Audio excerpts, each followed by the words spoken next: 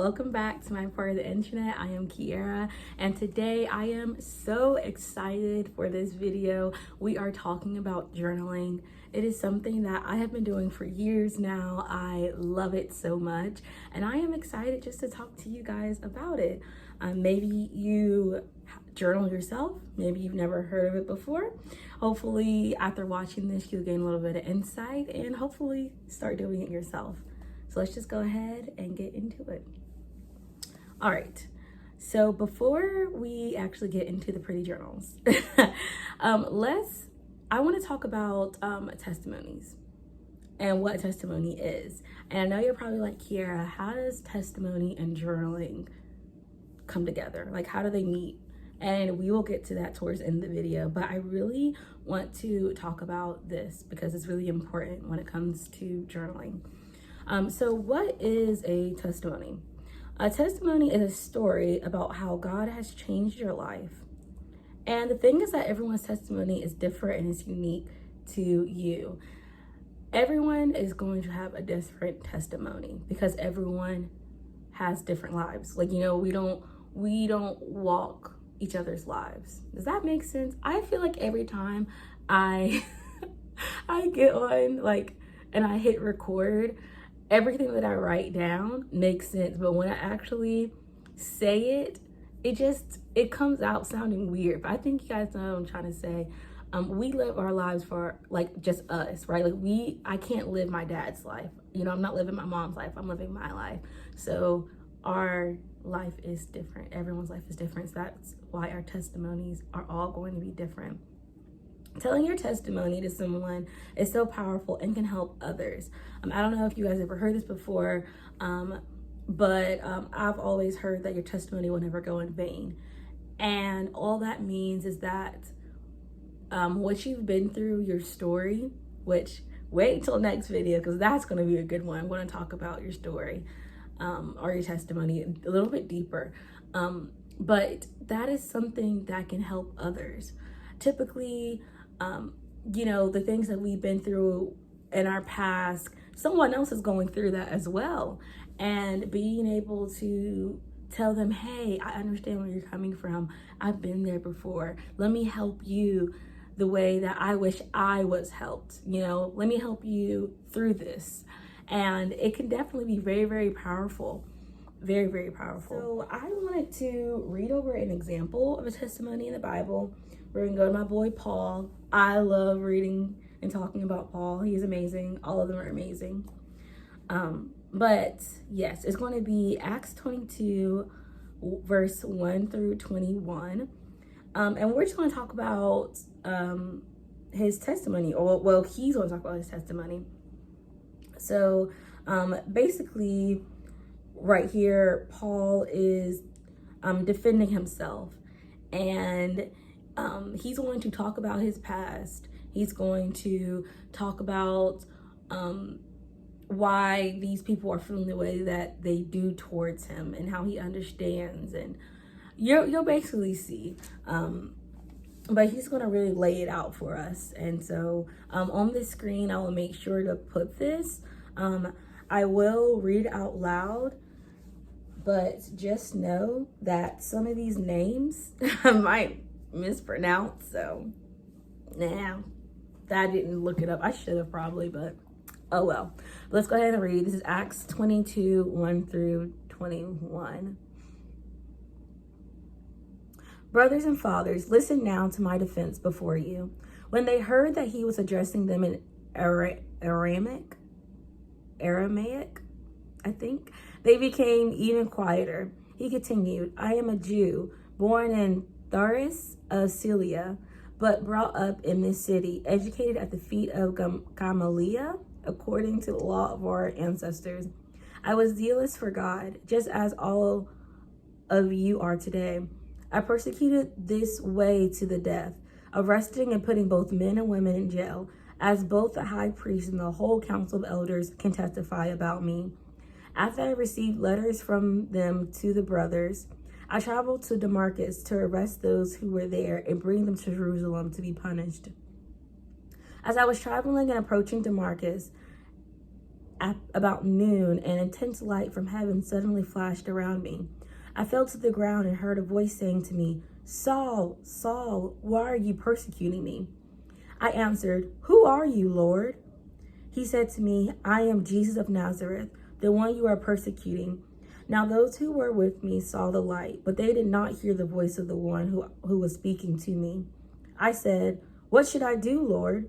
The Lord told me, "Get up and go to Damascus, I don't know, and there will be told everything that you have been assigned to do." Since I couldn't see because of the brightness of the light, I was led by the hands of those who were with me and went to Damascus. Someone named Ananias, a devout man according to the law, who had a good reputation with all the Jews living there, came and stood by me and said, "Brother Saul, regain your sight."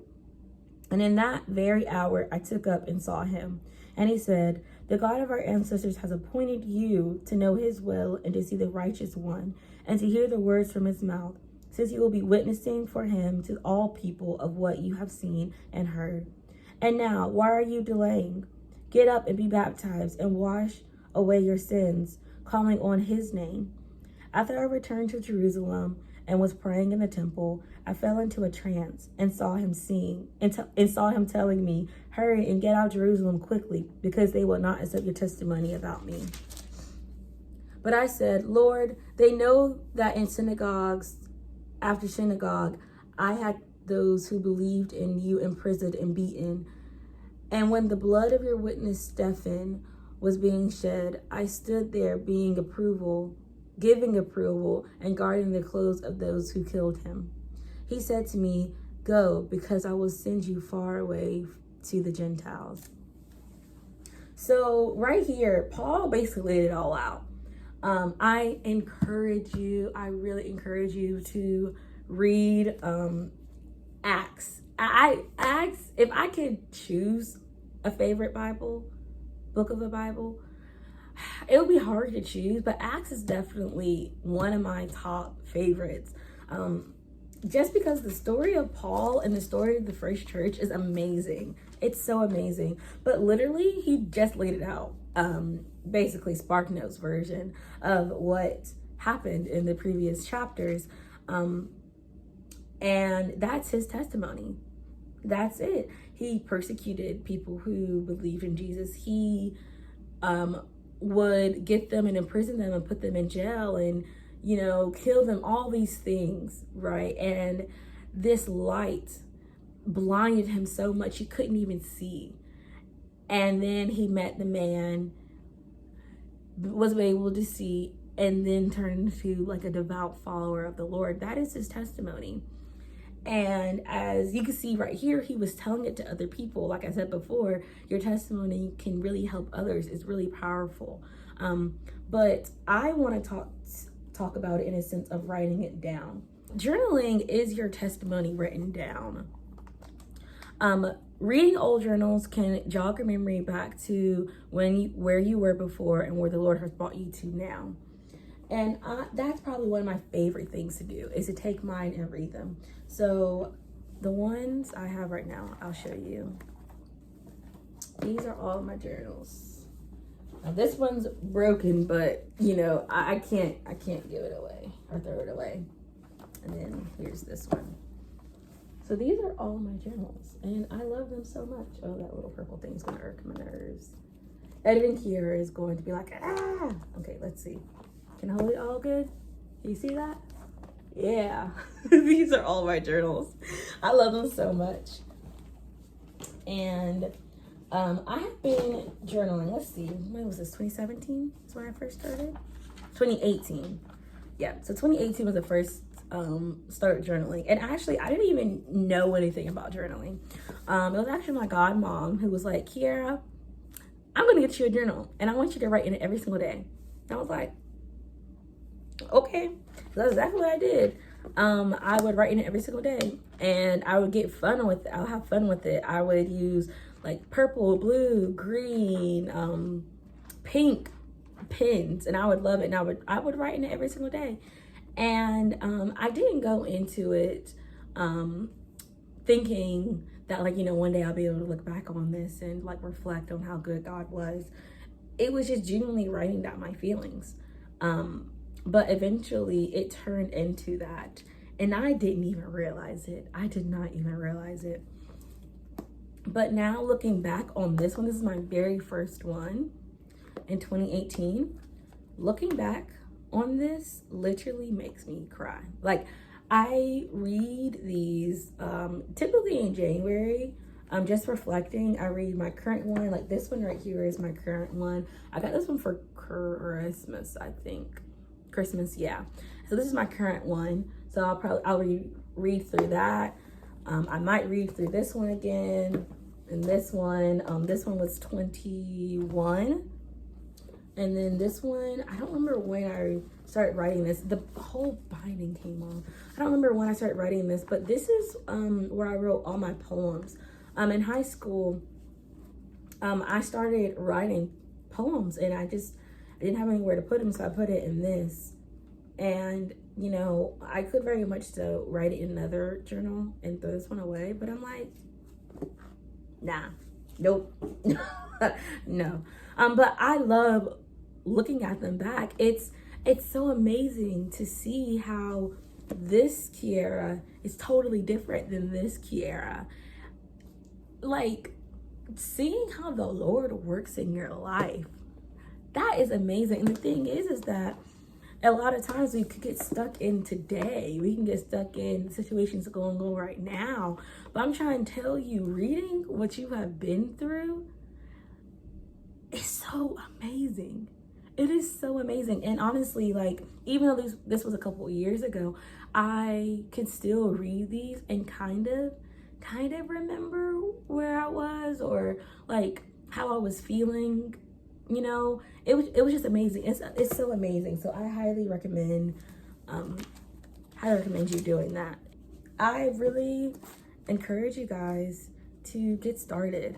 Like I said, my godmom just gave me this journal and was like, Keeyaria, I just want you to write in it. And I did, and it turned into something way more than I thought it would. So if you've never done it before, or if you even do journal, I encourage you to journal everything. And mine, as you can see, one of them's poems. Like this one's the poem one. I can look back, and this one's 21. I had written down Bible verses, prayers. What else have I written down? Ideas. Oh yes, ideas. Different sermons that I might watch that really spoke to me. I would write it down. Everything. Write down everything. Nothing is off limits. But I really encourage you, whenever you're writing, write like you're writing a letter to the Lord. That's how I do it. So in the mornings, if I do write and I do journal, it's almost like I'm writing a letter to him, and like letting him into my days. It's almost like how I text my friends, right? Hey, like this happened and blah blah blah, and yeah, it's been a really good day and I can't believe blah blah blah. Like that's kind of how I write my journals. And as of late, actually for the last couple of months, I write it like a letter, and then at the end I have been saying love you forever and always. And I don't know where that came from. I think just one day I just wrote it, and now I just keep doing it. But I literally write it like it's a letter. And yes, it is basically like a written down prayer. But I encourage you to do that. It's really been amazing. And of course, like I do verbally pray as well. But like I said, having stuff written down, man, it's superior. So yeah, write everything down. Anything that the Lord tells you, anything that you are seeking, praying about, ideas, plans, worries, doubts. Be honest.